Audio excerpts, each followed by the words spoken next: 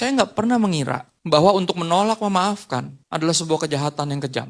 Never thought it that way. Saya nggak pernah memikirkannya seperti itu. Kenapa? Karena rasanya wajar. Saudara, selalu kata wajar kita pakai untuk membenarkan kedagingan kita. Ya wajar dong Pak, namanya juga orang. Saya kan juga belum malaikat Pak. Hati saya kan masih dari daging. Hati saya dari besi Pak. Nggak bisa dilukai. Saya juga manusia biasa. Emang saya malaikat Pak?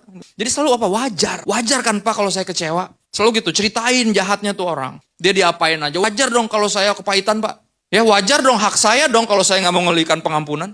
Kok jadi dipaksa begini? Saya bilang nggak ada yang maksa ibu. Nggak ada yang maksa bapak. Kenapa ngerasa terpaksa ya?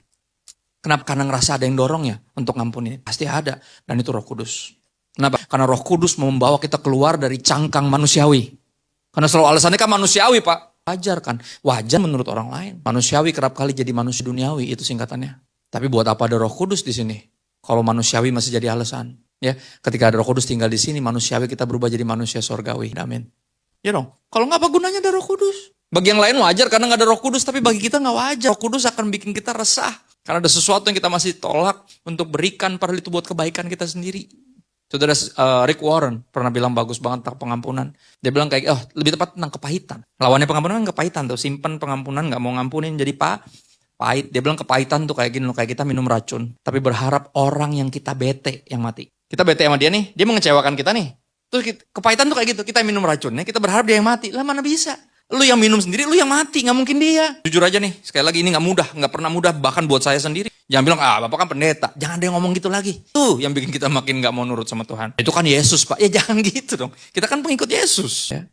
Bukan pilihan buat kita seorang Kristen untuk memaafkan, kemestian. Pengampunan diberikan karena apa? Belas kasihan. Sama persis yang Tuhan berikan bagi kita. Kan karena orang itu layak menerimanya. Atau kita mampu memberikannya.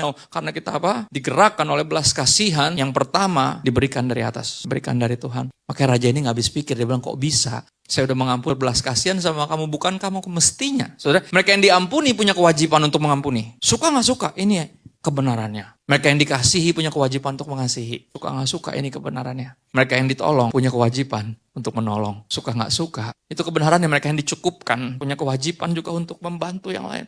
That's Christianity. Ya, mereka yang diberkati punya tugas untuk jadi berkat. Bukan cuma sibuk jadi kaya. Perkaya diri. Ya.